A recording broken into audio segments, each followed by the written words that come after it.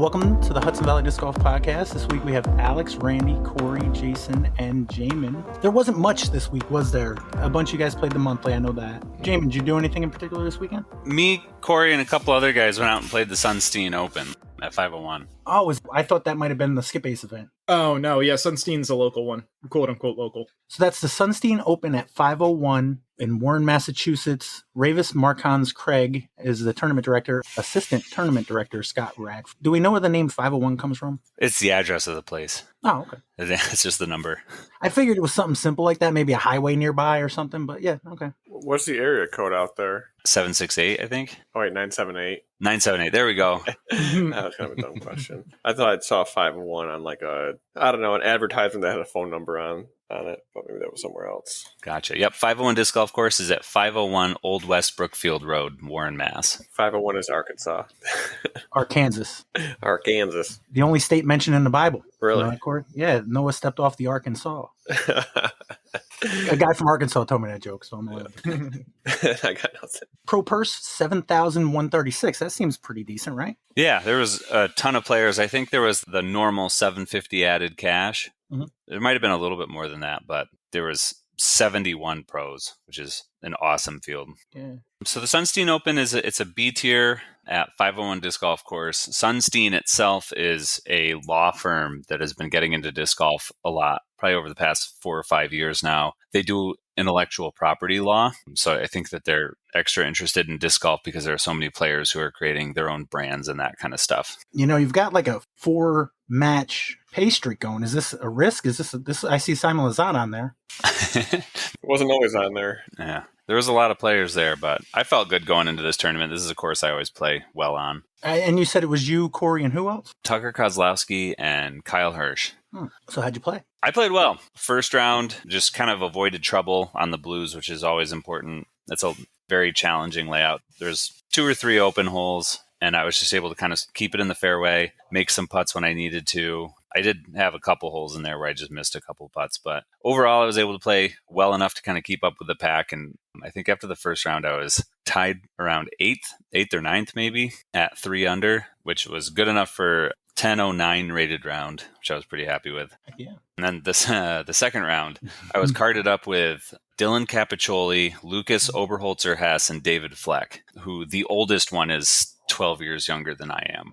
It was a really cool thing for me to see, especially on that course, having played so many tournaments there, basically since the course went in the ground. I've seen that course played by a lot of the best pros in New England, and seeing some of the younger guys start to play it. The sports in New England it's advancing a lot, and it's getting more competitive, and the players are becoming more and more skilled. And it's been a really cool thing to watch them kind of break these holes that I've been playing for so long that I've never seen anybody really even worried about breaking. Hole 2, for example, is a kind of long par 4. I want to say it's like 580-ish, and I saw 3 eagle putts on that hole.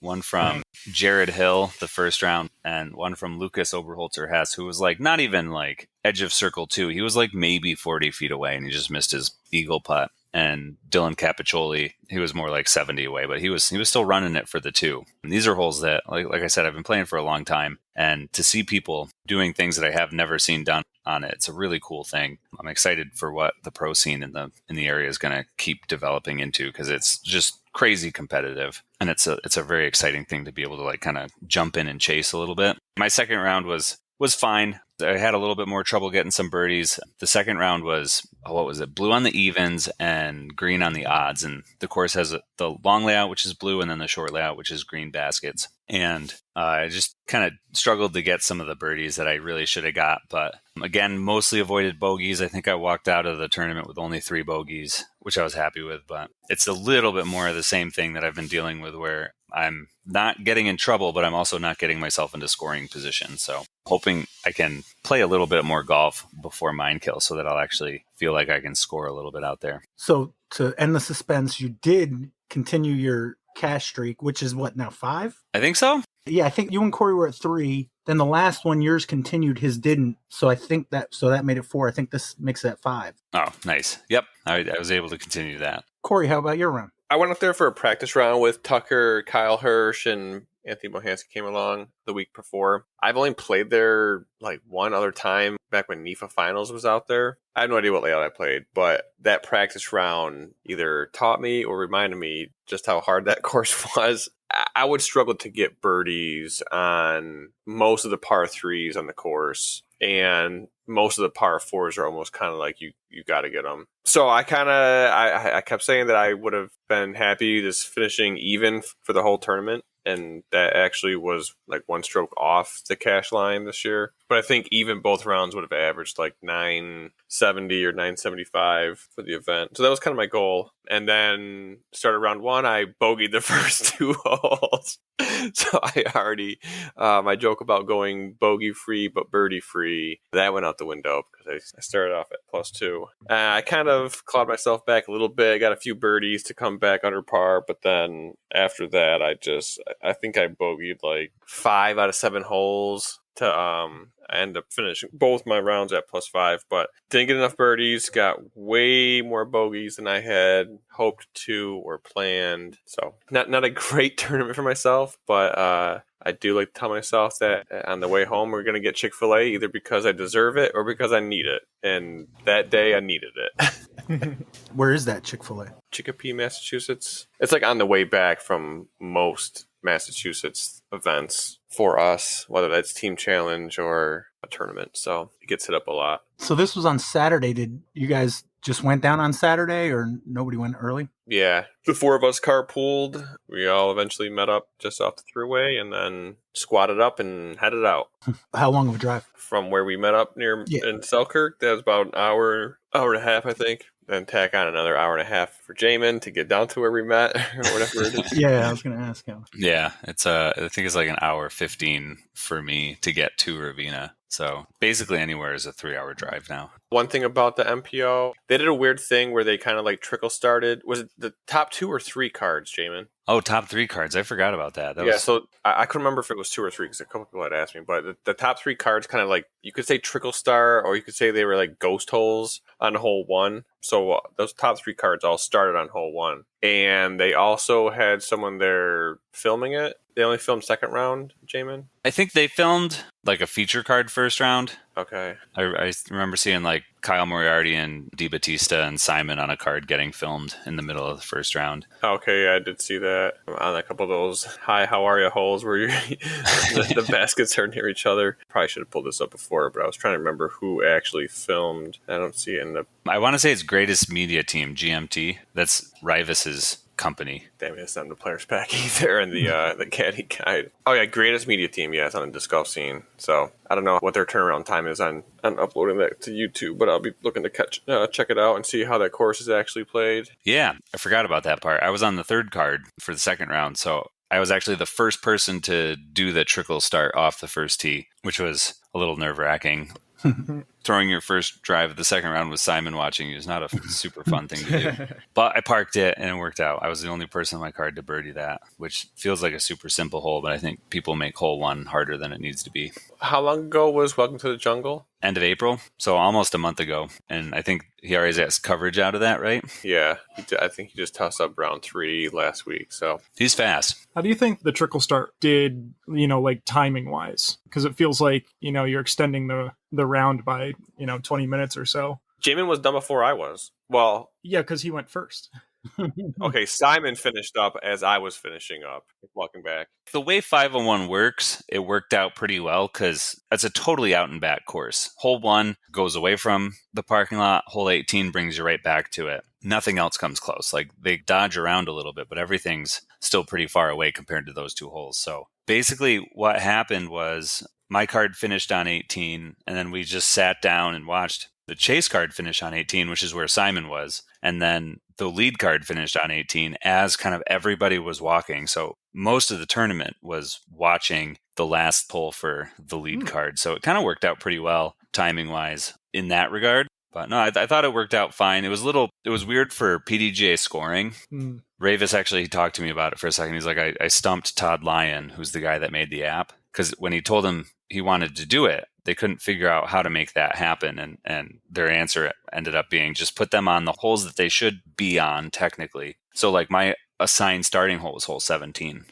And he said, just have them score it and just go through and just, flip to the right hole and then start there. The only time it became an issue was like if you wanted to check scores or just look at the card as a whole, which are separate tabs, when you went back, it would bring you back to your starting hole because you never filled anything out. So it wasn't too bad. There was definitely a couple times where we'd fill in the wrong hole and then have to erase it and go back. But no, it worked out pretty well, I thought. It's 72 pros. So like you can do a lot of weird things and they're going to work out. We just want to play disc golf. Everything else is going to take care of itself in that kind of field. I wonder why they didn't just do ghost holes. I mean, that's kind of what it was, right? Kind of. I think that the rule is you can only use a ghost hole if there's like more people or something like that. I don't know. There's a reason that you can use ghost holes now. You can't just do them for whatever. So it might be written into the program that you can't have them unless you meet A, B, and C. From the Competition Manual for Disc Golf Events, 1.06 Grouping and Sectioning, K. A ghost group is a designation for a secondary group of players that is assigned a starting hole already occupied by another group of players.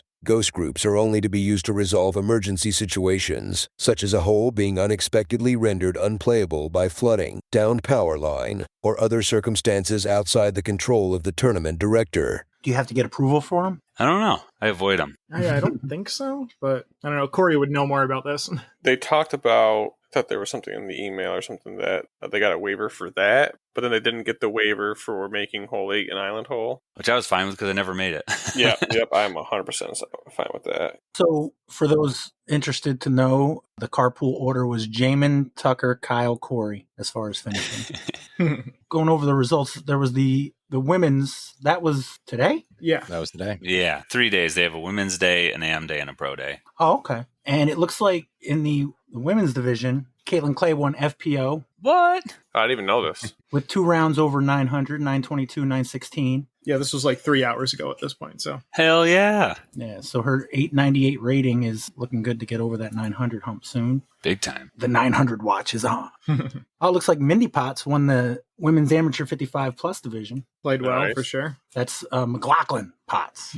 Dell struggled just a little bit more in FA2, but, unfamiliar course. It's a difficult course, too. I don't know which layouts they played, but, it's always tough to come in like that. Have you played that one, Alex? I have not played 501. That's definitely on the list. You kind of have, because as I was playing with it, I'm like, man, this almost feels like a baby camp guide as far as the wooded holes go. All right. That's what I like about the course is it requires power in the woods. But they also give you fairways where it's like possible to do that. Like you're in the woods, there's no question about that. But if you need to throw a 400-foot shot, they're going to give you the space to do it. If you hit a tree, it's because you threw the drive bad. There's not like, oh, throw this shot, but miss the tree in the middle. Honestly, I don't think there's a single middle tree on that course. Oh, there's hole 6, but people that know that course, I think, would understand. Like, hole 6 is kind of rough. There's a couple other... Yeah, 6. I guess there are holes with, like, trees in them, but... Is 13 the other one that, like, the blue basket is up and way up to the left? The green basket's dead straight, but you kind of have to, like... S around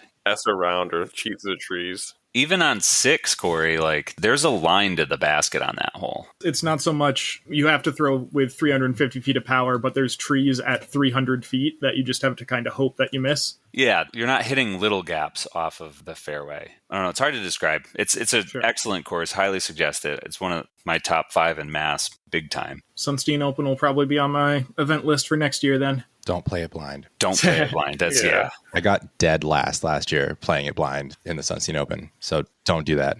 Speaking of events, I think Warwick will open very soon for sponsors. Any other notable finishes at the Sunstein Open? I almost got to play with Simon Lazat. You didn't mention he was the winner. Oh, yeah. He was the winner with a ridiculous round. Yeah, to play his socks off the second round, right? Yeah. Yeah. He could have left one of them on, though.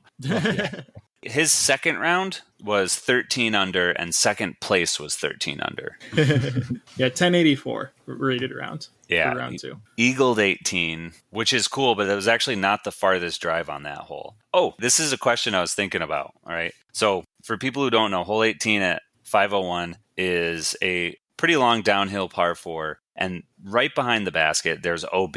It kind of just goes into like a wooded, swampy sort of area. It's very easy to get your stuff back from, but it's OB. There's a rock wall. They're playing New England rules. And Harry Chase threw it past the basket on his drive OB on hole 18, first round. What? Yeah. That's far. That's insane. It's not a short par 4.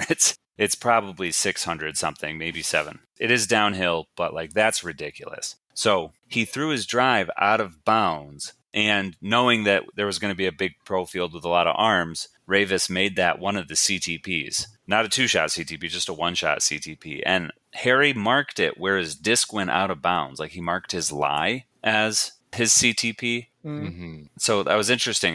There's not really any other places where I've seen a CTP near out of bounds where it's actually an issue. But my question is, should he have marked it where his disc landed, or should he have marked it where his disc went out of bounds? Yeah, because he gained accuracy in a sense by marking it where it went OB. Oh, yeah. He put it like 15 feet away from the basket. Yeah. Or he went out of bounds 15 feet away. It was like... I would say that with, at least in my personal experience, without having zero precedent, that he did as good of a thing as you would expect, but it doesn't feel good. And I feel like it should be like ironed out or spelled out in those cases where I feel like, yeah, if you got your CTP should be where they just landed, not where your lie was. But I've literally never seen that before in my life. Right? So I've had CTPs that landed like in a bush, like right at circle's edge. And instead of like getting in there with the flag, it's like I put it outside of the bush at the same distance away so that people can like find it and move it and stuff. So, I mean, I think he should have placed it to the best of his ability inbounds, the same distance it was away from the pin. Does that make sense? Yeah. Yeah. Absolutely. Yeah. Like 45 feet away or whatever, inbounds. I think that makes sense. I'm sorry, I'm still trying to figure out without zero precedence. With zero precedent. Yeah, it's just double negative with precedent. Yes. It's easy. So he should go to jail for that then, right? Yeah. It was his birthday. Oh, yeah, Randy, I was sucking down those bacas, too. Oh, some BCAAs. Hell yeah. Once I saw that they had one container marked water and the other container was unmarked, I'm like, I know it's in that container. What's that? They're branch chain amino acids, or bacas, as Corey says. Yeah, it tastes like if you were to extract the spice of like a Gatorade and then concentrate it in powder form and then add that to water. That's what that stuff was. That's Gatorade. Yeah. That's just what Gatorade is. It almost kind of tastes like a pre-workout drink. It is a pre-workout. It's exactly what it is, yeah. Yeah. I filled up my water bottle at New England Disc Golf Championships when they were at J Park a million years ago with this stuff. So Disc Golf 978, they always have a cooler full of water and a cooler full of this pre-workout stuff because they're also a nutrition shop. NutriShop Fitchburg, I think, is their other branch. And I mistook it for water one time, and I felt like I was going to die. You have to cut it. You can't you can't drink that shit straight. I don't know what their mixing procedures are or who's doing the proportions, but they keep that strong. Yeah, that was my bad. I stay away from it now, but it was delicious. I loved it. Jason, you there? Yep, I'm here. Hey, what's going on? Hey, guys. I'm happy that you're here. I figured, the couple weeks leading up to Mindkill, I kind of just, cross my fingers and hope, but I know you're super busy this time of year. What's been going on with Mindkill? Lots been going on at Mindkill. Last couple weeks have been mostly focused on coursework. So let's see, a couple weeks ago, we installed new alternate pins on hole 16 and 18, both a little bit farther away, a little bit more difficult. Just what I wanted to hear. Yeah, I think 16 was mostly done for the MPO field for the orange to orange layout. It makes the green to orange very difficult to birdie. Yeah. I wouldn't be surprised if it does get birdied by somebody in MP40, but we'll see. 18, we changed because there was it was eagled, and I felt like upshots would often hit the cedar trees there and then leave somebody with a 25-foot putt, and there was really no or little punishment for not hitting the ceiling gap there. So we moved it back a little bit. Now it's a little bit harder of a putt if you hit the cedars. And yeah, raised the ceiling on several holes. 13, we cut basically like a new fairway on 2. So we'll be playing to orange this year. We did a lot of limbing on that hole. I think it's still going to be an easy hole, but I don't think it's going to have the same distribution that green had last year, which was a lot of birdies. What else do we do? Oh yeah, we pushed the rough on hole 12 on the right side back like quite a bit, like 30 feet. I think we could spend probably 2 years just working on that hole alone. And took out 1 or 2 extra trees. cleaned up some limbs and kind of cut in some recovery lines on the rough so that people that do find themselves somewhat on the right have like some chance of saving par or bogey. But if you kick really far right, there's still,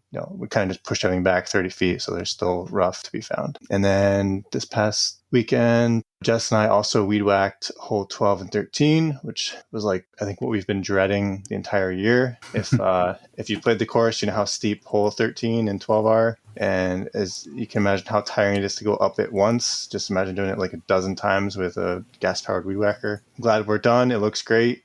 And then by raising the ceiling there, I think that hole is going to play a lot better this year too. Did you make any new resolutions? Oh, yeah. Tons. Each time I went up it, I made a new one. I think I got like 12. So. And it's just like one of those things where you go up and down mowing it, and then like you'll get to the bottom and run out of string or run out of gas. And then like, of course, it's at the top or it's at the bottom. It's like never where you want it to be, but it was worth doing. It looks really good. We're going to continue to do work this week there. There's some other cleanup stuff we want to do. Clean up the green around 16 orange. We've still got to put all the stakes for OB out, the signs, the banners, all that stuff. But it's coming along. Course is looking great. I think it gets better each year. So I think this year will be better than last year. And surprisingly, we haven't been getting a lot of drops. I've been waiting to see like some movement, and it seems like the field's sticking pretty solid. It's going to be filmed again this year, right? Yes, we're paying for it to be filmed. It's a combination of Heiser Media and Gatekeeper. Front nine will be on Gatekeeper. The back nine will be on Heiser Media. They will be coming out, I think, to do some drone footage of some of the holes that changed. Dave Oster from Heiser Media had filmed all the holes last year, so a lot of them are pretty much the same. But looking forward to that. I think that's going to be great. We have some pretty good pros coming to the region, and so to capture them playing at one of our region's courses is always great. Is that a process to get like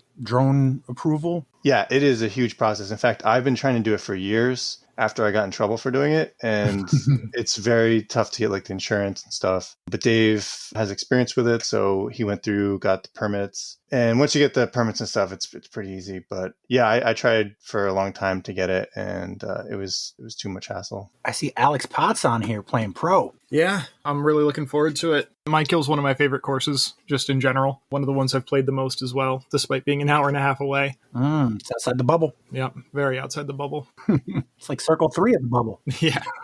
We've got family friends that will go up and see every once in a while, and they play disc golf, so that's the course that we play when we see them. So, yeah, I've played that course a lot, and I really enjoy it. Have you played the pro tournament before? I have not played the pro tournament. I played AM side last year. I had something going on that I couldn't play pro side. The year before that, I wouldn't have even considered playing pro. But yeah, I'm really looking forward to it this year. So all 5 of you guys are playing, right? Or no, Jason, I assume you're not playing, right? No, I can't play. Yeah. Stinking A-tier rules. Yeah, not like I have anything else to do that day. Not really, no, I would imagine. So I did think it'd be fun if we did some picks then. Yeah. But we got to figure out the rules, because that's the fun part. I mean, for me, you guys get the fun part of picking. I just get the fun part of coming up with rules. So what are we doing, Corey? Let's see. What if we do the same thing where it's total of position, total of finish, lowest score wins? Does the numbers work out? We get to pick 1, 2, 3. We get to pick one person over 1,000, one person in the 990s, one person in the 970s, and an FPO player. I like the sound of it. I think it's a little too complicated for me. Yeah. But Yeah.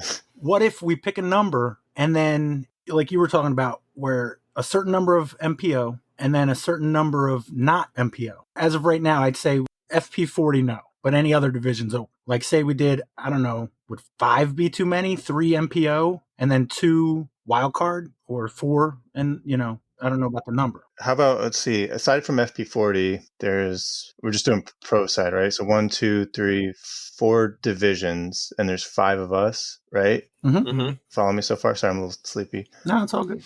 We could do like a draft, and you can pick one person from any of the 5 divisions, and you have to pick one from each division overall, and your 5, placements. 4 divisions, though. Is there 4? Yeah, well, because there's 5 divisions, but we're not including FP4 because there's only one person. Yeah, so does that make sense? Just one each. Yeah, one each. But you can pick them in any order. Yeah, in any order. I like that. So 4 picks, or do you I mean, that's fine with me. 4 picks. Or do like 2 MPO if you want. That's or what I was 3 thinking. Instead of still do 5 picks, but yeah, 2 FPO. 2 MPO. MPO. And then 1 from each of the other. Mm-hmm.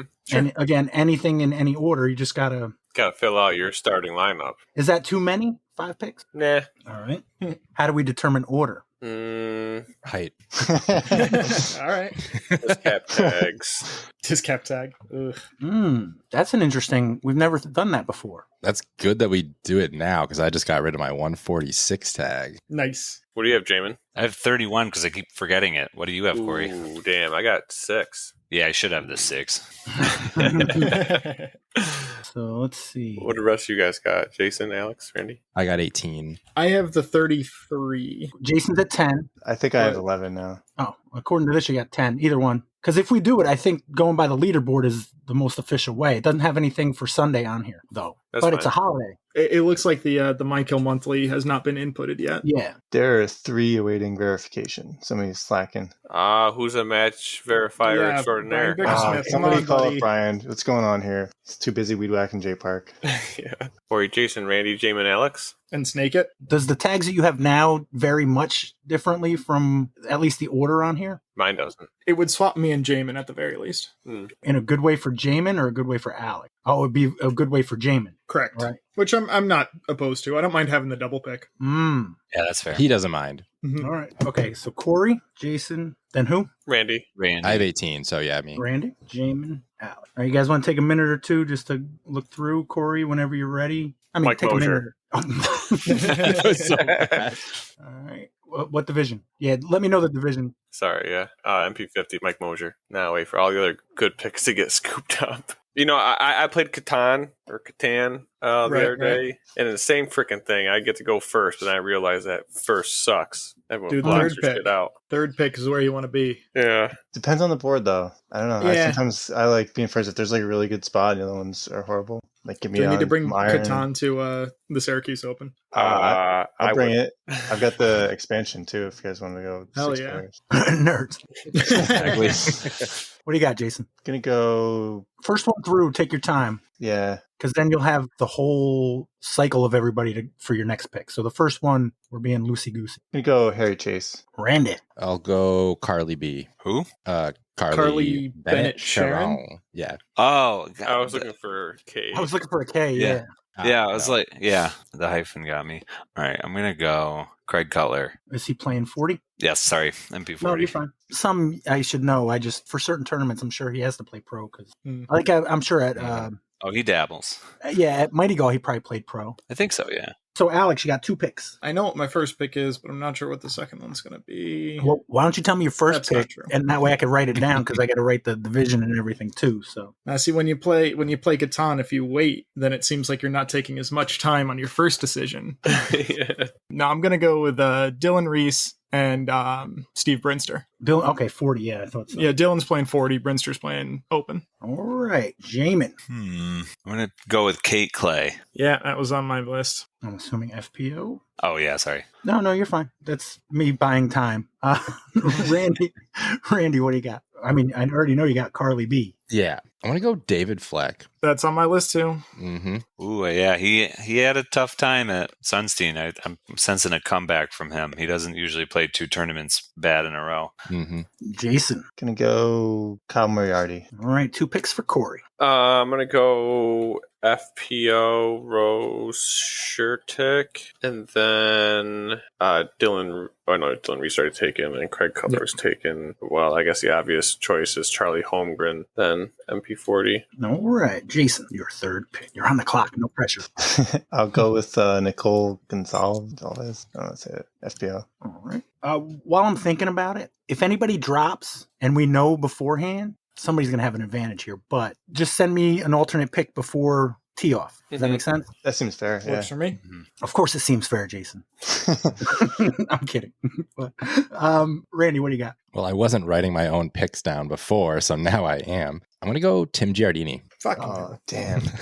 That's a really good pick. Yeah. MP50? Yep. Yeah. Jaimen. Has anybody picked Bobby Jones yet? No. Nope. I'm going to go with Bobby Jones. He just won an A tier. And 2 for Alec. Take your time because you got a long wait after this for your very last pick. Yeah, I think I got a pretty safe pick for my last one that no one's gonna take. So Alex Potts. yeah, no, I'm gonna go. I think I'm gonna go Marky Chap. That's Mark Chapalonis for anyone following along at home. And because I said so. Cat Demus. Nice. FPO? Yes. All right. And Jaimen. I haven't picked anybody in MPO yet. I'm going to go with Wyatt Mahoney. Randy. All right, I got to go MP40. So Joe DeSkolka. Yep. Jasan. Some pickings on MP40 now. All right, I'll go Brian Bickersmith. BB. Your final 2 picks. You know what? I'm going to put all my weight on the homies, Jaimen Hume and Kyle Hirsch. Ooh. I would have picked Ryan Nelson, but those 2 rating points he's slacking on Kyle is just it's too much for me to overlook. And I also happen to learn that he's going to be camping and probably has a similar diet to me, so I don't know. I don't know if I can trust that. Minus the steak. Yeah. No. He told me he's bringing steak, so it might not be 1 pound, but he'll probably spend more money on them than I do. All right. Your final pick, Jasan. All right, so I got to do MP50. Chad's probably the best choice, but if Course Karma is a thing, I think Dan Eigner has a shot at taking it down. So I'm going to go Dan Eigner. Wait, I thought you had Tim Giardini already. No, I got him. Fuck. That is absolutely who I was going to pick. Yeah, he's got lots of Course Karma built up. He just built a bridge between 10 and 11 and has been doing all sorts of work out there. So We saw that. That was awesome. yeah, I think the park's going to fill it in with mulch and stone and stuff. It's going to be really nice. Randy, your final pick. All right, I want to go somebody I know, and he played pretty hot this last weekend, so I'm going to go Zach Mason Doyle. Oh, the B tier win, right? Mm-hmm. Jamin, your final. Also MPO, right? Yeah. We left out Zach Tassone. Yeah. Wow. Yeah. I believe so, yeah. Oh, got to go with Zach. He got 3rd last year. Yeah, super strong player, double threat, former ultimate player, really smart cerebral guy. Kicks my ass every time. Hate him. And Alex, who does not have Dan Eigner. Yeah, I 100% thought nobody else was going to take Dan Eigner because I thought Jason had already picked somebody for MP50. So that was who I was going to pick. But Chad Larson is my backup. All right. Chad Larson switched from MA 50 to MA 40, so Alex changed his pick to Anthony Ramos. Just to verify, we're going lowest finishing place total points. Lowest total points wins. Yep. Okay. Sound. And if your player drops and you don't send an alternate, then is it just last place? Well, we need to verify that because I think I screwed Jaimen last time we did this. For example, there's 41 players in Mixed Pro Open as of right now. If tournament day, it starts out with 41 people and that person drops, do they get, I forget what the screw up was because I think I gave, how do we do that? I think we should whoever has a problem should just get whatever Corey places. Ooh, I was going to say last place, but that might be the same thing. So, well, no, we got me in the field. So, I mean, FPO, there's 8 because it's an easier number. If there's 8 in FPO, day of the tournament, there's 8, but somebody dropped, they still get 8th, whatever the last place is. Gotcha. Yeah. If there's a tie for last, it doesn't matter. It's just how many people are in the division. Wait, in that place, I'm choosing Christy Petit 5 times. What about MPO though? Should we set it at 41? So just 20th or something like that? Because you'd be demolished if your MPO person dropped versus a an FPO player dropping. I feel like if they play and then don't finish, automatic L. You lost. Yeah, I think that's fair. Yeah. If they dropped and you didn't get a different pick in, then I don't know, next available lower rated player. What if you have a player and Corey feeds them a bad steak and they drop? That's going to be on his hands. As an adult, you should verify the food you're consuming. I would just tell Jason to remind Bickersmith, to eat healthy that week. Oh, he ain't camping Friday night. Don't have to worry about him. Are you camping, Corey? Oh, yeah. I live for it. Anybody else camping? Oh, yeah. I'm Don't even have a glamping. tent yet. Glamping. You got your I've got that camper. Yeah, Yeah. I've got the teardrop camper that I'll be taking. So It's more like a coffin on wheels, isn't it? yeah, it's a bed on wheels. Yeah. It's got a little thing in the back that I can do It's got like a gas range and Oh, really? things like that. Yeah. Oh, Corey's gonna be hitting you up for some steaks. nah, Right? I'll have my cast iron pan, some steak sneezing. That's all I'll need. I just use it to heat water in the morning. That's it's a lot easier than trying to restart a fire. All right, let's take a quick look at SkipAce. We had the DGPT OTB Open presented by MVP Disc Sports and Women's Global Event. This is a couple weeks back at this point. Yes, this is a couple weeks ago. There was nothing last week, so It's important to cover all of them, though, you know? Yep. absolutely. Anybody watch it or have an update for the actual event? It's cool if you don't. I'm just curious. Nope. Nope. I only watched ladies coverage, I think, in the second round. That's it, the whole weekend. All right. So we had 43 players, which is pretty cool. I came in 34th, which is not as cool. Corey Me Up Cook came in 28th. It means Corey might get some breathing room. I don't know, depending on where he's at. Corey Me Up Cook in 28th place, right behind Flying Squirrel and Blaine Iron Eyes Mandriza. Behind Amp Alex Potts in 25th, who's behind Lefty Flick, who's all of a sudden in the positives. 22nd place, we got Corey Buns. Yeah, who's Corey Buns? Is this this turned into a thing? I'm going to overall to see if they're like brand. That's exactly what I was doing right now. That was their first round. Corey Buns beat out Brian Heller for 22nd place. I can't wait for the week where we have 20 different varieties on Corey of some kind. Well, now I think it might just be some type of SkipAce simp that's doing it for the ad revenue. Like they're just generating more profit off of new accounts. You think it's the same person, Corey Me Up Cook and Corey Buns? Yeah, I don't know. Maybe JVD is a listener to HVDGP, and he's just out here creating accounts on his own website, getting the ad revenue. Kate Disk 21st, Mikey Botlez in 19th, Ryan Nelson 18th, Brian Bickersmith in 16th, behind Jason Lasasso Star in 15th, Turtles in Your Face 13th, behind Randy Bobandy and Corey Cook. A point separating the two. And 1 point between Justin at 13 at 908. Yeah, 2 points. We had very different picks to do a 1 point difference. Yeah. Top 10, Rob Weiss of the Mississippi in 10th, Mark Damey in 9th, Brian, one half of Camel Case Corey Monahan in 8th, Zach McDonald 7th, Kyle Hirsch in 6th place, not too shabby. Top 5, Yvonne Marmota in 5th, Brandon S. Klein somehow cheated to get 4th. Jason's Mechanic in 3rd. Ryan Travis in parentheses 148343. Thank you very much, Ryan. Yeah, I appreciate him putting that back. And your winner by 40 points with 1,066, Jaimen Hume. Woo! What kind of picks you doing there? It was the FPO picks. 230 and 250. Heck yeah. Luke Humphrey with 44 didn't even slow you down. And anytime you can get Garrett Gerthy to get you 192 this late in the season, nothing wrong with that. Yeah, this is a super wide open course. That was my whole plan. Albert Tam, Garrett Gerthy, and Ezra Aderhold are all just like power throwers. So I figured that they probably wouldn't win it, but they also weren't going to do very bad because they could score on almost every hole. Luke Humphreys just fit the numbers. That was your MPO strategy. Your FPO strategy was to take the picks Corey told me to take with Kat Merch and Ella Hansen. Yep.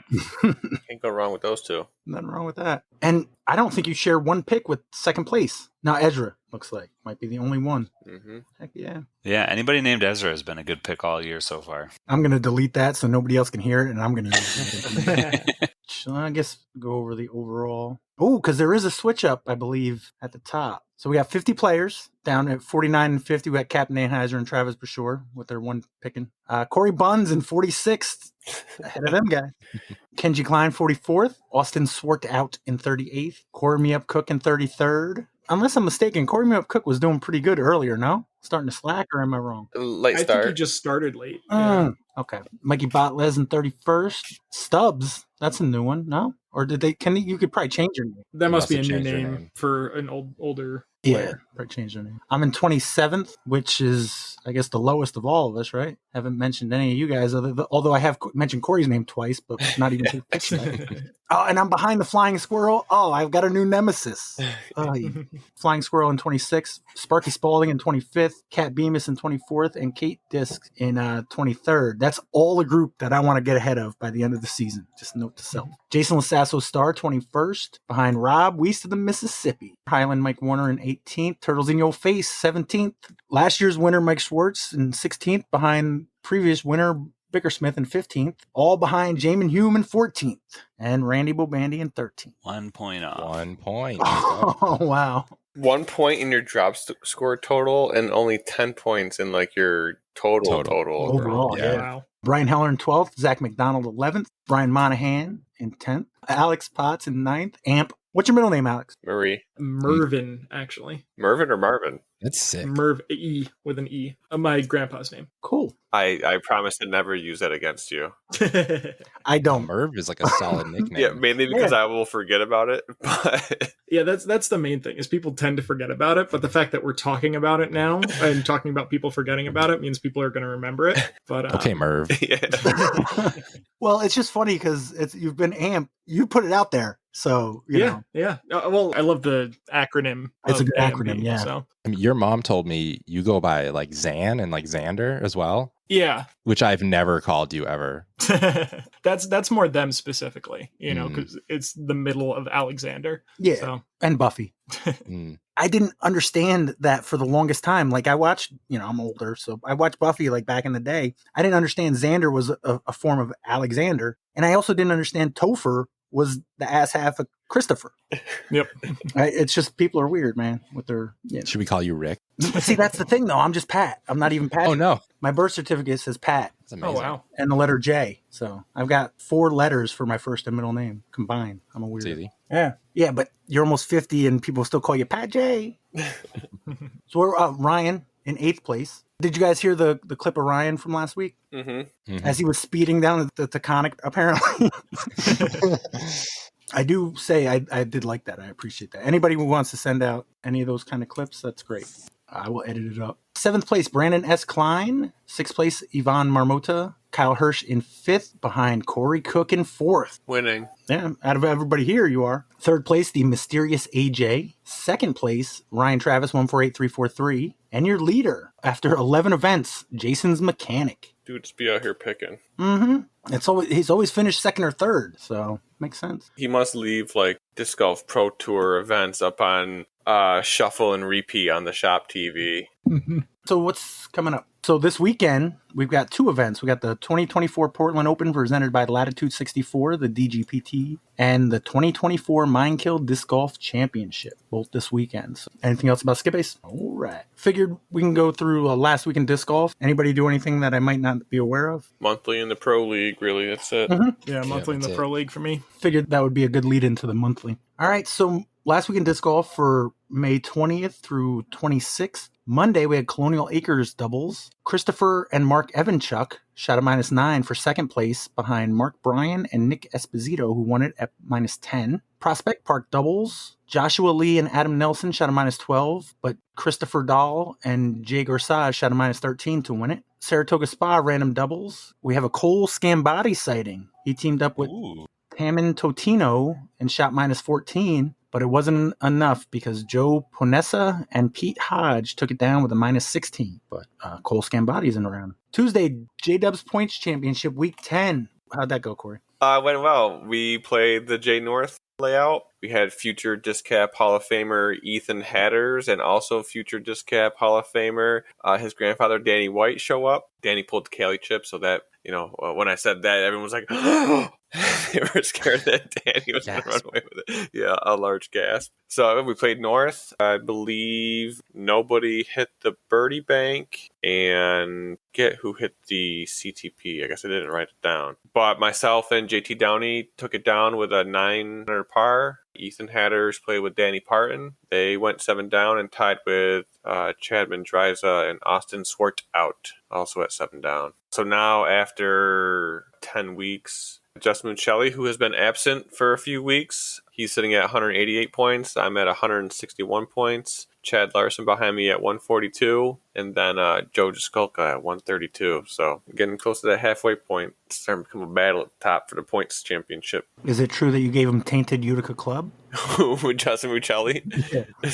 I don't think he'd forgive, even if I forced him to. And how many weeks are there going to be total? I think 28. I think I extended it just a little bit, starting right when the time change happened and then finishing in September. But top 20 weeks count. All right. Also on Tuesday, Kisco Tuesday Dubs. Chris Schofield and Kyle Lumsden shot a -11. So did Alex DaCosta and Mitchell Pipes. I think Alex and Mitchell might have won in a throw-off, but I didn't double-check, so I may be wrong. CTK Singles League. Jamin, how'd that go? Well, what the hell happened on Tuesday? I had to.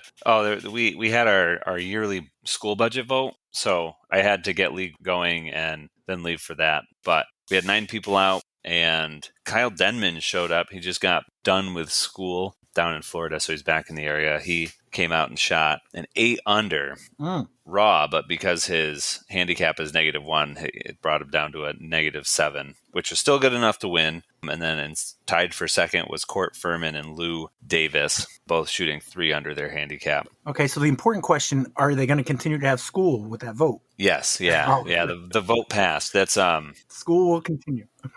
our school does something called Celebration of the Arts, which the art teachers take up one piece from every kid in the district and display it so that very conveniently all the parents in the district have a reason to go over to the high school on the same day as the budget vote. Nice. And we do some like performance ensemble stuff. So we always have a pretty good turnout for budget votes and that kind of stuff. But yeah, it passed. We're good to go. No cuts. That's pretty smart. Did you have to present something as far as one of your students' pieces, as far as music or no? Yeah, the music department, we kind of block out some time in our auditorium and do a couple little performances here and there. Being that I teach middle schoolers and they're unreliable, they all dropped out the day of, but I still helped out some of the other teachers and just kind of walked around and met. Did you do a tuba solo or something? I would have if I knew my kids weren't going to go. I definitely would have polished off the tuba. What's your go-to with the tuba? Is there a song that you'll go to, if you're sitting around a campfire? I don't know. Well, it's always got to be Wonderwall. Okay. If you're at a campfire, but no, I've nothing. No, okay. Anything else on singles? No, it went pretty well. Just CTK related. The course is finally weed whacked. It wasn't as weed whacked as it needed to be for Pro League, but I was out there on Friday and 10 and 18 and 6 and everything's weed whacked and mowed and in good shape finally. Nice. All right. So Wednesday we got Stony Kill Random Dubs. Alex, did you play? Nope, he stayed muted. Alex was at Pro League if he's ever going to show up again. I am muted. Yes. That's exactly what I said. It was I played the Paint Bureau Pro League at CTK. So, I don't have a good read on what happened at Stony Kill. But if I remember correctly, I think Kevin Gordon and Sam Richter got paired up, which are 2 classic Stony Killers. That's going to be a tough team to beat. Yeah, they took it down with a -12. There was a tie for second with Josh Weinstock and Kat Chacha, and Tim Golden and Travis Bashore. They shot -9. Shen Creek Dubs, week 8. Dylan and Max Wowsick shot a -8. Jesse Nyman and Jay O'Leary shot a -10 to win it. Deadbeat Dubs, Jack says it was the single nicest day with the lowest turnout. Him and Jason Matz were both hitting aces. And then Paint Bureau Pro League. So Corey, you were there. Randy was there. Alex was there. Yep. Corey almost wasn't there. Oh, yeah. Let's talk about that. Yeah. So it was a nice day. I had jury duty. I rode my motorcycle to duty. Duty, yeah. I rode my motorcycle down into Albany, brought all my stuff with me, which is always funny because that means the security guard has to take my disc golf bag and put it through the little scanner, the security checkpoint. Sure. And he's always like, Jesus Christ, what do you got? This thing rocks? And I'm just like, no, Frisbees. So I was supposed to be done by 3:30, but the last case we started hearing around 1:30 went way later. The guy was like, yeah, I should have you guys out of here by 4:30. And everyone in the room was like, what the hell happened at 3:30? So now I'm trying to do the math. Can I even make it to CTK afterwards? By the time we finally get let out, I walked my motorcycle. I get out of Albany in rush hour traffic and get through Troy. And long story short, I made really good time from Albany to CTK. I mean, I wasn't there. Maybe Randy and Alex can fill in how much stalling there was and what else was going on while everyone was waiting to see if I showed up. But I rushed to get to CTK. I got there probably 10 minutes late. And basically, as soon as I hopped off the bike, I was just throwing my jacket and my pants off and running to the first tee as I heard, I think, Alex yelling, "You're on hole 6."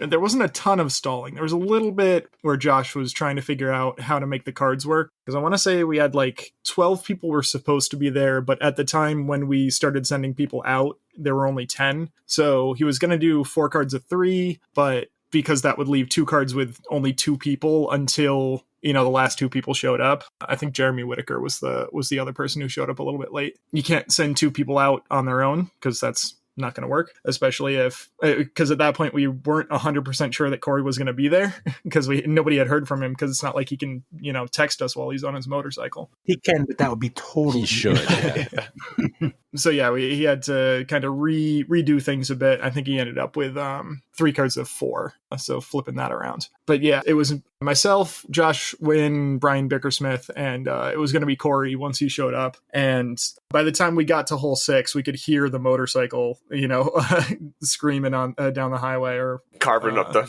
mountains. Yeah. So we're like, okay, we'll give him another couple of minutes because we're 99% sure that's him. And it was.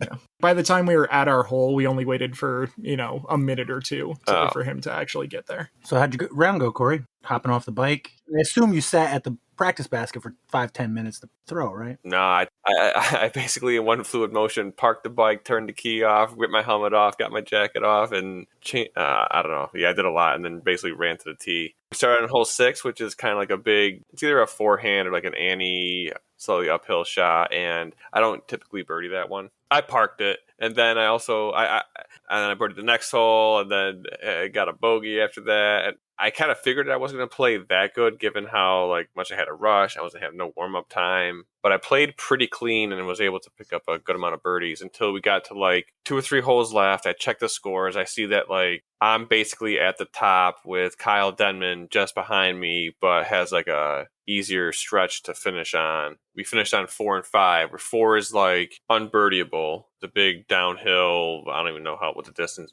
almost 600 foot downhill par 3. I felt good parring that one. And then hole 5 is kind of a short par 4. I smashed my drive. I had a simple approach, probably 120 feet to birdie that one and probably solidify a playoff between me and Kyle. And I wimped my approach and left myself a 40-footer or 30-footer that I missed. And then I watched Kyle basically birdie his last hole. So it was getting late anyways. I don't think anyone would have wanted to play a playoff, but Kyle made sure it didn't happen, and he bested me by 1 stroke. That's a good hole to start on, though, if you're predominantly forehand, I imagine. Yeah, it wasn't that windy out. That's a tough forehand for me, because usually when I try to go uphill, I'll nose up it and it'll really hyzer out early. So I just kind of stepped up and threw a backhand like it was hole 14 at J Park, and it worked out just fine. Nice. How'd you play, Randy? So I started on hole 9, which I now don't think is a great starting hole, because you kind of got to chuck your tee shot with something stable so you can't turn it over into the OB. Is that the new hole? It's the new hole. It's that par 4. So I'm pretty comfortable in that hole, but I took my most overstable driver just to go for just a golf shot, threw it very low, did not go far. So then I had to go big on the second shot and threw it low. So I was in a stick pile in the OB, and then threw my upshot and got myself to 40 feet. And then I magically hit a 40-foot putt for bogey, which was a good way to start. I know it's not a good way to start, but Mm-hmm. Making a 40-footer, that's it was a confidence builder. Yep. Yeah. So I was oh, okay, golf's easy. Even if I just throw OB. And then it was headed into the woods after that. I think I got a couple bogeys in there, but I came out of the woods at par, which is really all I cared about. I played with Kyle Denman, and he's younger. He's got some good forehands. His elbow definitely hasn't exploded on him yet. So I learned a few forehand lines in the woods that I haven't really done before, and at least once copied him, and it worked out for a birdie. So I was pretty happy about that. And then, just at the end on the open holes where I felt pretty confident, I was able to rack up birdies and catch up and tie Corey. So pretty good round. Especially after he beat you by 1 point in SkipAce. Yeah, I know. That was all the motivation he needed. Yeah. And what about your round, Alex? I know you did your tournament there last year, right? Yeah, so when we did the MVP Open Amside satellite tournaments, that's where I went for that one, because Jaimen keeps it in immaculate shape, and the workers at CTK as well. It's also one of my favorite courses. So my work schedule recently was adjusted, so I got out of work at 4. I thought I was going to be late. It took me about an hour and 15 to get down there, and I'm looking at the time the whole time. I'm I'm going to get there right at 5:20. I think he said 525 was supposed to be tee off. So I don't know if that means cards are already going to be out and I'm going to have to chase people down or something like that. But I got there with like 10, 15 minutes before Corey got there. So I wasn't stressing.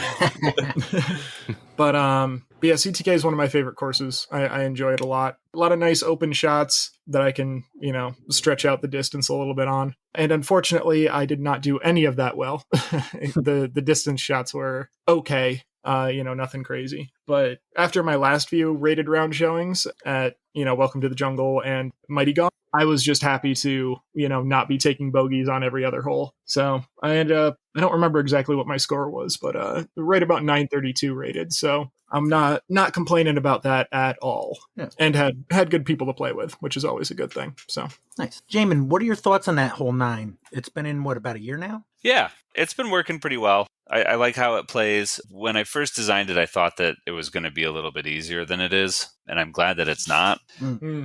I don't know. Anybody who designs a course, I feel like we tend to design courses with the optimal shot in mind. So as I'm going through and designing it, holes seem really simple because they are simple. Like on hole 9, it's a hyzer and then it's a hyzer, or it's a forehand and then it's a forehand. It's a really open shot, but actually executing 2 of them exactly where you need them to go is where the difficulty is. So no, I think it plays really well. I was kind of looking at changing it for this year, but I didn't end up doing it. I'm actually going to need to shorten it a little bit just for like casual play throughout the summer, because after you play hole 9, you walk through like kind of the pavilion area and there's like a softball field and a volleyball net, and that's zoned as a summer camp. And in order for them to have like an official summer camp, or I don't know exactly, you can't really walk through there. So we're going to push the basket just into the landing zone. It'll be a very simple par 3, but still long. It'll still have OB behind it. So I'll still be able to use it in its par 4 configuration for tournaments and stuff, but regular play, it'll have to change a little bit so people don't walk through there. Nice. I do see here, and I don't know, this is according to the PDGA page, but it shows through 4 weeks, Corey Cook and Brian Bickersmith both tied for first place. Does that mean anything? That's for PDGA points, which does mean something, but in the concept of the league, no. Actually, and I haven't been looking at the points, but I think it's accurate. Is it accurate on Disc Golf Scene? Because basically what happens for Paper Road Pro League is you get 10 points for showing up, and you get 1 point for every person you beat, but you lose 1 point for every person that beat you. So in order to actually get more than 10 points, you have to finish in like the top half of the showing. Okay. It says right now on Disc Golf Scene, Brian Bickersmith in first with 58 points, Harry Lehman, Jason Mechanic in second at 57. I have 56 in third, Josh Wynn 51, fourth place, and then Adam Nelson 45 in fifth. I'm also not sure if the Disc Golf Scene league page wasn't updated when you changed the setup, because it says best 12 rounds used to award season payout winners. So I don't know if that's a combination of like the front half and the back half. Yeah, I think it's for all 18. Right, so it's best 12 of 18 rounds for the... Yeah. Okay, so that still is accurate then. Mm-hmm. Yep, sounds It's right. just, I mean, until we get to week 12, 13, it won't really, kind of like what was the league that you were in, Jaimen, with the putting? Putting league? Northway. The Northway Brewers Putting League, yeah.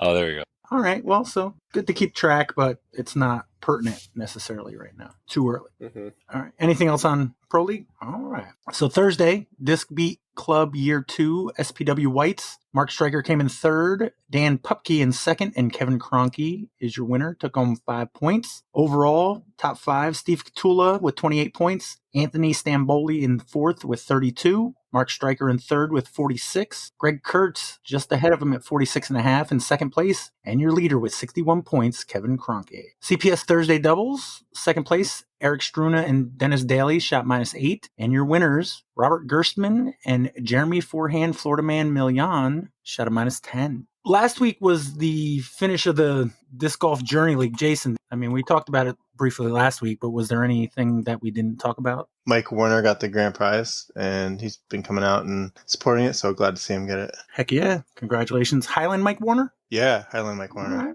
Nice.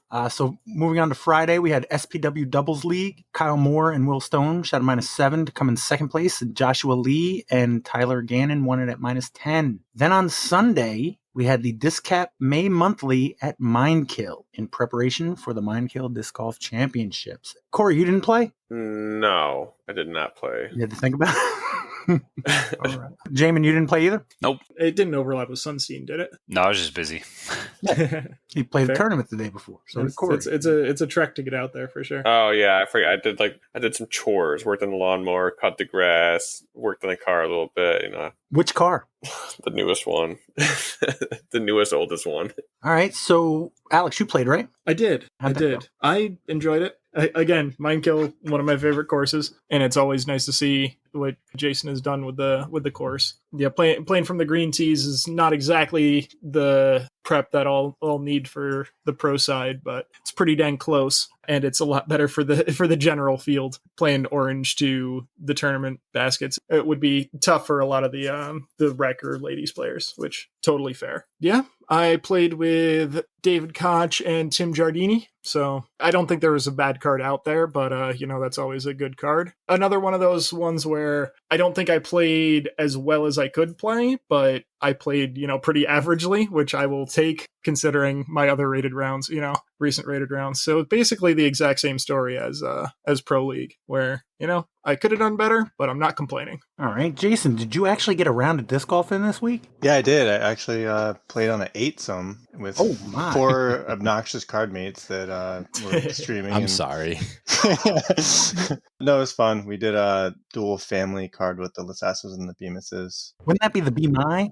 Yeah, I don't have Masai. Bemisai, yeah. Fair enough. Yeah, it was good. I was honestly pretty exhausted from the work day the day before, and it was a hot day, so I think it took a toll on me. But despite that, I think I played pretty well, or in spite of that. I forgot. I think I shot 3 down and tied Randy. Yep. Mm-hmm. Yeah, which felt pretty good. Green layout, I don't play that often because usually if I'm going to do a layout, it's the longs. So there's a few holes there that I got to enjoy playing. I don't get to play 9 green orange a lot, and I really like that hole. And 11, that's a weird one that I wasn't even sure what to throw, but it was fun. Probably a forehand. I tried a thumber. It didn't work out that well. You should have gone with the forehand.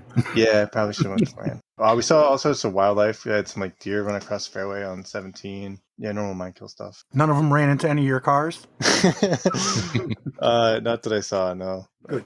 I almost hit one on the way there, believe it or not. Oh, I believe it. So, Randy, you tied the course pro. How'd your round go? It was going pretty good. The kids were also pretty good. I know at one point Jasan was on his lie, and my daughter decided to drag a large stick around the entire round, and she was swinging it at a branch on hole 16, and Jason's at his lie ready to throw, and my son who's 3 is just walking right toward my daughter who's swinging the stick around, and he's about to get KO'd. So I have to just yell Dylan, stop, right as Jason's ready to throw. And nobody got concussed, so pretty good outcome on that one. But yeah, no, the kids were good, definitely distracting, a little ready golf. We were not putting in order, I don't think. And no, it was fun. It was hot. And we went to the cider works after and chilled, and threw balls at our children. It was great.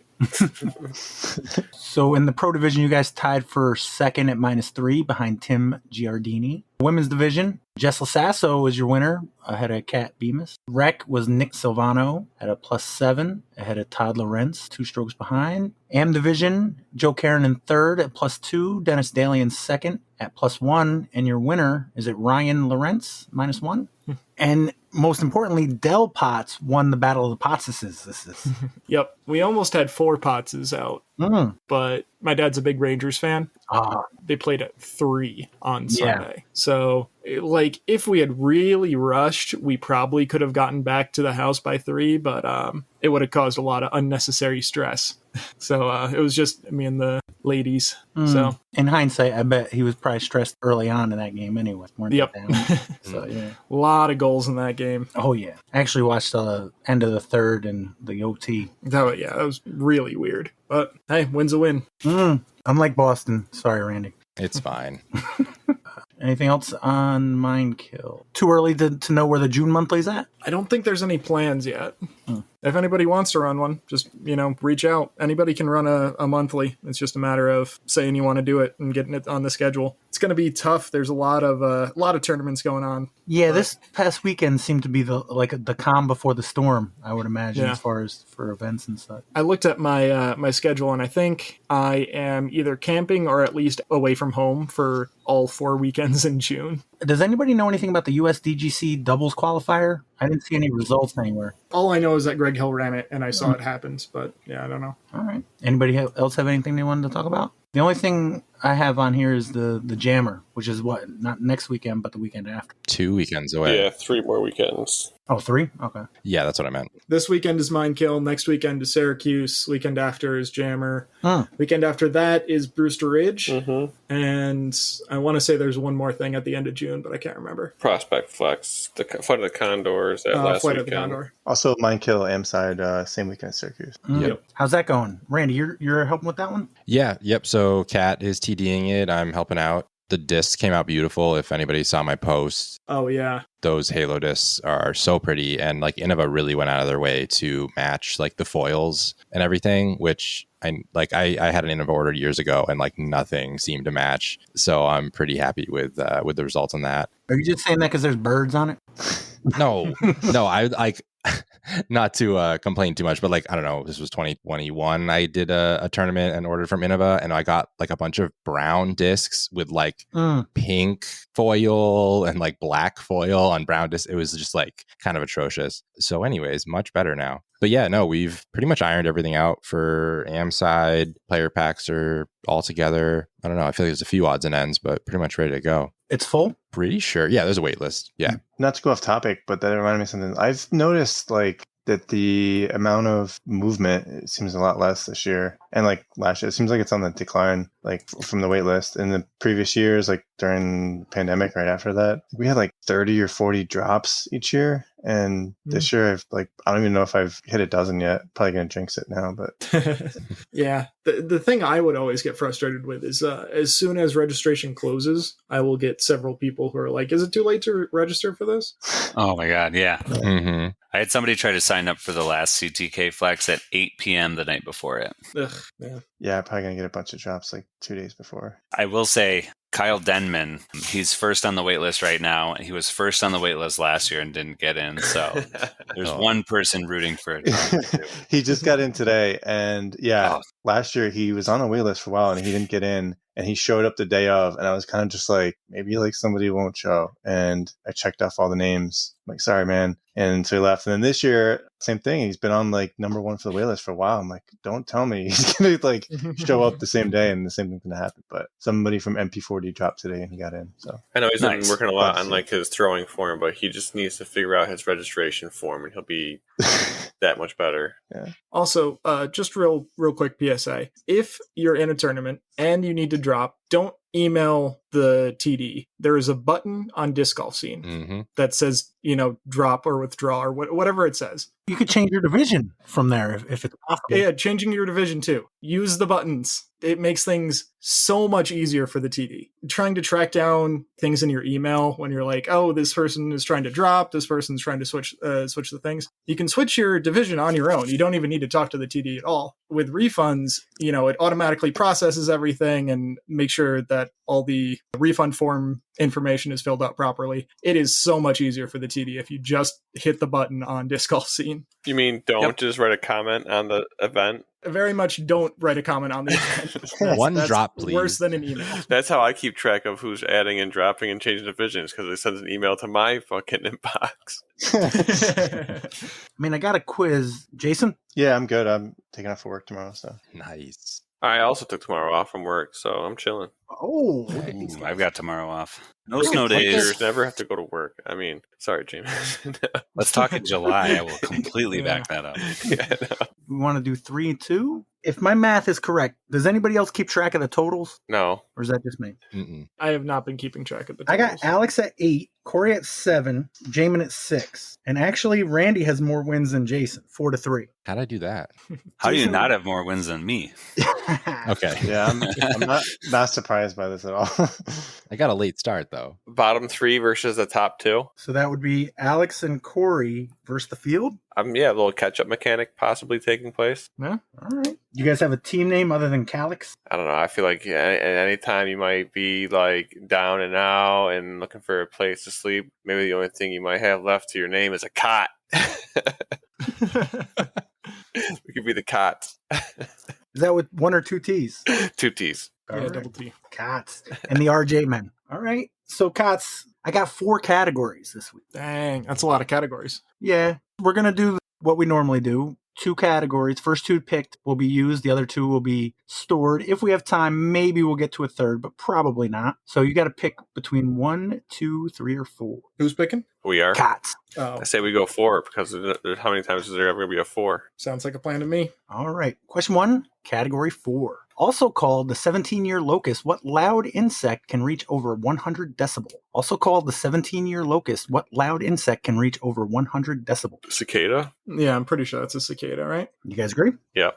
Is the cicada a disc? Mm-hmm. Sure is. Be that Discraft Yeah. disc. Discraft, August 28th, 2023. All right. RJ men, 1, 2, or 3? What do you guys think? I always like 1, but Yeah, like 1. Let's do it. All right. Question 1, category 1. Sir Walter Scott popularized what name for a type of heavy broadsword favored by Scottish Highlanders? Sir Walter Scott popularized what name for a type of heavy broadsword favored by Scottish Highlanders? Oh, Claymore? Ooh, yeah. Nice. You guys go with that? Yeah.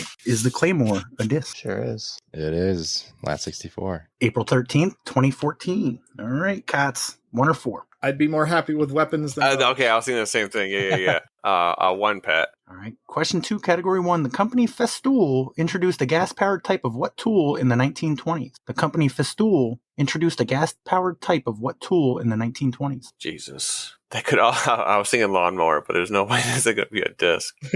1920s tool, Festool, gas powered. What's we use that's gas powered that was invented in the 20s? It's not going to be like a hammer or anything like that because that would have already been made. Fuck. Yikes. Not going to be a drill, not going to be anything like that. That could possibly be related to an answer of Claymore. Mm. Festool. I've never even heard of that before. Can you say that question again, Pat? The company Festool introduced a gas-powered type of what tool in the 1920s? Honestly, I'm not super unhappy with lawnmower. Lawnmower. I got nothing better for sure. So RJ man? I would be guessing, but I was thinking maybe like a chainsaw. Oh, can we hear the question again? The company Festool introduced a gas-powered type of what tool in the 1920s? That sounds like around chainsaw time. I'm trying to think something would be like related to discs. Yeah, I do think there is a chainsaw. Any other gas-powered tool?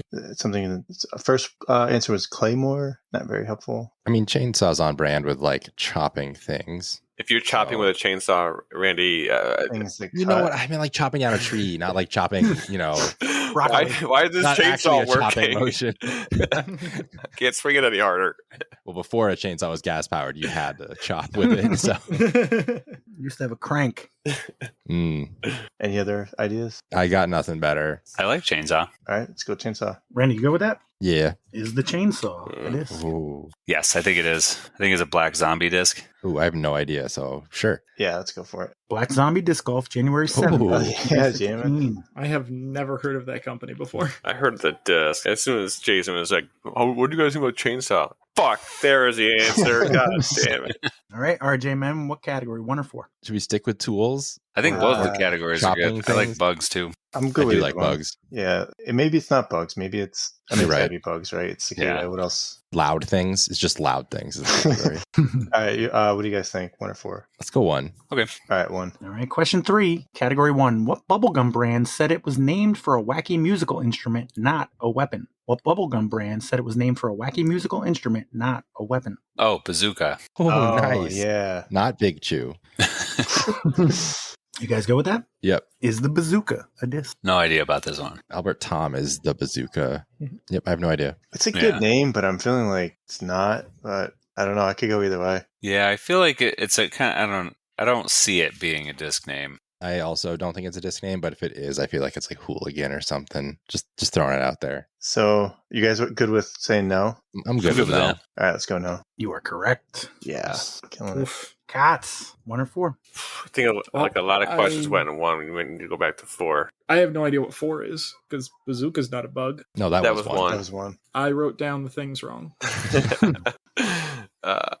Yeah, give us 4, Pat. 4? Yeah. Question 2, category 4. In a 1952 sci-fi story, a time traveler returning to the present finds a dead one of what insect on his shoe? In a 1952 sci-fi story, a time traveler returns to the present, finds a dead one of what insect on his shoe? I mean, I have a guess. Which is? Butterfly, like the butterfly effect. Is that the one with Ashton Kutcher back in 1952? Couldn't tell you. I'm pretty sure the movie was more recent than that, but I think that's where the concept started. Because time traveling, yeah. I like that. The first bug that came to my mind was mosquito, but with no connection. But butterfly seems legit. You guys good? Mm-hmm. I think so. Is the butterfly a disc? Nice. I'm Good question. leaning yes, it is. I feel like it's gotta be, right? Yeah, it's cute, butterfly, cool. Slap it on a disc, sell hundreds. Yeah, I think I'm happy with yes. I'm sorry, no. Oh, Dang it. God damn it. RJ, man, 1 or 4? Keep it going with 1. Yeah, I think so. Yeah. All right, question 4, category 1. The Roman pilum, a type of what thrown weapon, would bend or break on landing so it could not be reused by enemies? The Roman pilum, a type of what thrown weapon, would bend or break on landing so it could not be reused by enemies? Javelin? That's something, because what else would bend and break? Would be like... Yeah, I mean, my first thought was spear, but I think it's like more specific to thrown. So javelin. Yeah, that sounds good. Let's go javelin. What do you think, Potts? Cots? Oh, Man, it wasn't a javelin. I was all in Yeah. on javelin. yeah, even before Randy said it. I mean, I should do we not go with say these spear names. then? But you don't really throw spears, do you? I mean, I guess... No, you absolutely throw spears. Is there any other type of thrown weapon? Are we sure it's not a I can't think. What's the thing you throw and it comes back to you? Boomerang? A boomerang? Yeah, are we sure it's not a boomerang? I am pretty sure those are in Australia, which is not Rome, Oh, it was Roman. Oh, I missed that part. right? Can I hear the question again, just to double check? The Roman pilum, a type of what thrown weapon, would bend or break on landing so it could not be reused by enemies? Like the difference between a javelin and a spear is like not large. I mean, I guess, yeah, it's sure a spear. Yeah, I mean, I've got nothing better. Is the spear a Oh. disc? Okay, well, it seemed too easy. All right, yeah, I mean, we take those. Spear feels like It's got to be, yeah. That's too basic. That's like saying the sword isn't. Yeah, I mean, I can't think of a West Side Spear, but I mean that'd be the company to do it. That or Latitude 64. Yeah, But yeah, I'm happy saying yes, even without being able to nail down something specific. I agree. Gateway Disc Sports, February 13th, 2019. Nice, we're back, baby. Yeah, And I believe it's your pick, right? yeah, it was a steal, right? Yeah. 4? Question mark? Yeah, I'm good with either way. Yeah, let's go 4. Question 3, category 4. The emerald ash borer, a bark-eating type of what insect, has killed 40 million trees just in Michigan? The emerald ash borer, a bark-eating type of what insect, has killed 40 million trees just in Michigan? A weevil. Oh, I was going to say beetle. I'm like 99% sure it's a weevil. Yeah, okay. Weevil. What do you got, RJ, man? Oh, damn, we just... That Not a 1%. We just Randied it. Apparently Yeah. I did. Yeah. Jaimen, say it. It's a beetle. Yeah. Yeah. Is That the a beetle weevil's a type of beetle. disc? Yes. Yep. Latitude 64, March 8th, 2017. How Oh, many my bad. trees has it killed? 10 million and 40 million trees just 40 in million. Michigan. gotcha. It's got another 24 on hole 5 at CTK alone. Yep. All right. No, it's the RJ man, right? Mm-hmm. Yeah, back to them. I got 8 to 5. Sounds right. Yep, that's what I got. Yeah. All right. What category, RJ man? I still like 1. Yeah, let's keep it's going been through one. working. All right. Question 5, category 1. In 1139, the church banned what weapon with a rifle-like stock, saying it was hateful to God and unfit for Christian? In 1139, the church banned what weapon with a rifle-like stock, saying it was hateful to God and unfit for Christian? So in 1139, it's Oh. like a crossbow. Crossbow. That's what I was going to say. You guys good with that? Yep. Yep. Is the crossbow a disc? I think that's another, The black zombie one. yeah. I have no idea, so sure. Yeah, I like it. Black Zombie Disc Golf, February 26, 2018. Cats. I don't know as much about insects as I thought I did, apparently. So, Or do you we know want too to much. finish out one? Sure. Final question, category 1. Being widowed by Yakuza began the journey of what member of the Suicide Squad who shares a name with a type of sword? Being widowed by Yakuza began the journey of what member of the Suicide Squad who shares a name with a type of sword? Okay, I'm pretty sure I know this, but I'm all out of sorts. I'm pretty sure it's a katana, or Katana is the name of the character. Yeah, I was gonna hope you knew it from Suicide Squad because I don't keep up on these things. I like Katana. If you do, Yeah. Katana. Is the katana a disc? That definitely Innova. is. Yeah. Are you sure? Mm-hmm. Yes, that one I am sure of. Innova Champion Discs, October 18th, 2009. All right, so category 4 for the RJ Men. Question 4. The German variety of what household pest is also called the Croton bug after New York City's Croton Reservoir? The German variety of what household pest is also called the Croton bug after New York City's Croton Reservoir? All right, so household pests Yeah. So I'm in thinking, New like, York, I'm thinking cockroach. Yeah. Oh, okay. But the reservoir kind of threw me because I don't associate cockroaches and water. But I do think the Croton Reservoir is gross. ooh, gross.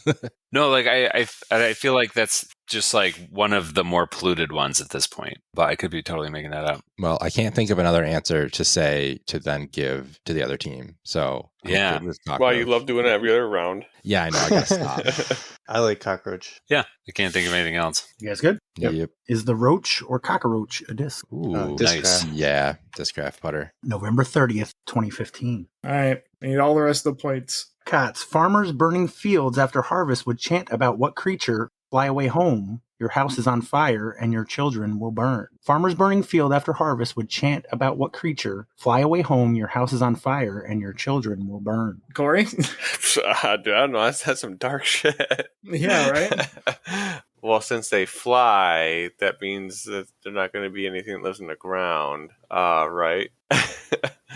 Something with wings. Yeah, I mean, well, like cicadas like burrow underground and then they fly when they wake up. Are you saying that we have to include bugs as well? I'm pretty sure it's a bug. The rest of the ones in this category have been Oh, they're not bugs. just like setting birds on fire.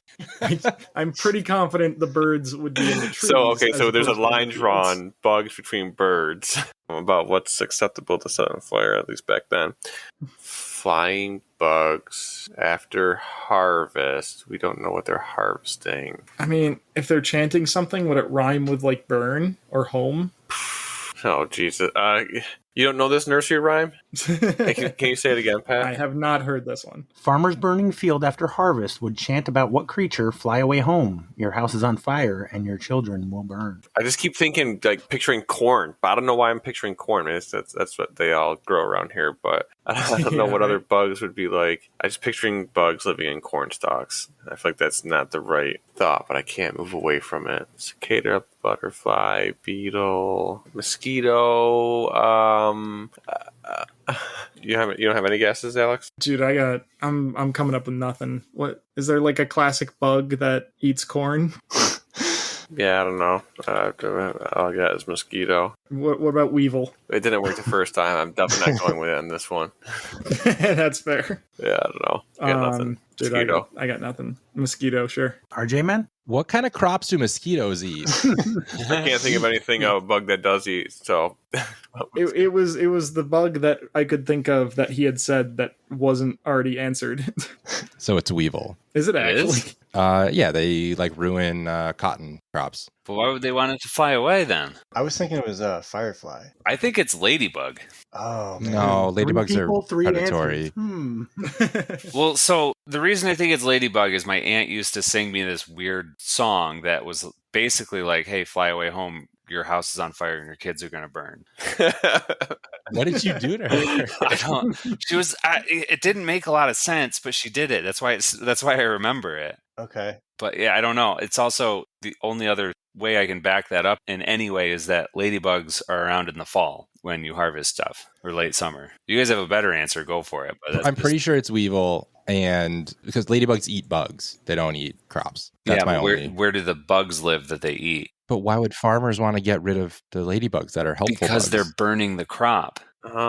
Why would they be mad at the ladybugs? They're not, Randy. They're saying They're warning the lady. Yeah. Sing it again, Pat. Sing the song. Farmers burning fields after harvest would chant about what creature, fly away home, your house is on fire, and your children will burn. Yeah, they're like threatening the children of the bugs that are No, bad. they're saying go get your kids. Your house is going to go up. It's a helpful chant. No, this is not a helpful song. All right, let's go. This with is a Weevil. mean song. You know, Weevil? Well, hold on. I was thinking Firefly because like it's tied with fire and it's also an end of a disc, right? Oh, okay, going at it from the other angle. I like that. Fireflies are early summer bugs, but Are they? yeah, I've they're also like never heard of fireflies ruining crops. That's like all I'm going off of is pest bugs that ruin crops. Yeah, I don't get that from the rhyme or whatever it is. right. It sounds like a helpful rhyme. It could be taken, I guess, both ways because you're saying like, hey, it's just kind of like a more of a statement, like, hey, there's a fire and your family's going to die, so you better go back. Yeah, I'm fine with whatever. I do really think it's ladybugs. But the way Jaimen described that seems like I don't know. I'm kind of sold on Ladybug only because Jaimen has some memory of it. But why? So why do you think Weevil? I think it's a song about like F you bugs, like we're burning you.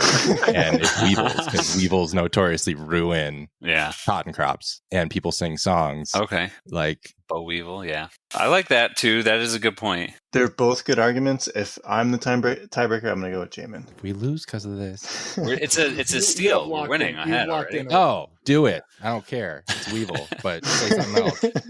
What are we going with? Ladybug. Ladybug, ladybug, fly away home. Your house is on fire and your children will burn. Thanks, Why don't Andrew. they like ladybug? Exactly what James explained. It's saying, hey, the fields are being harvested. We're burning this Fly away shit home. with you Yeah, we're gonna in burn it this or shit without it. Yeah. That's crazy.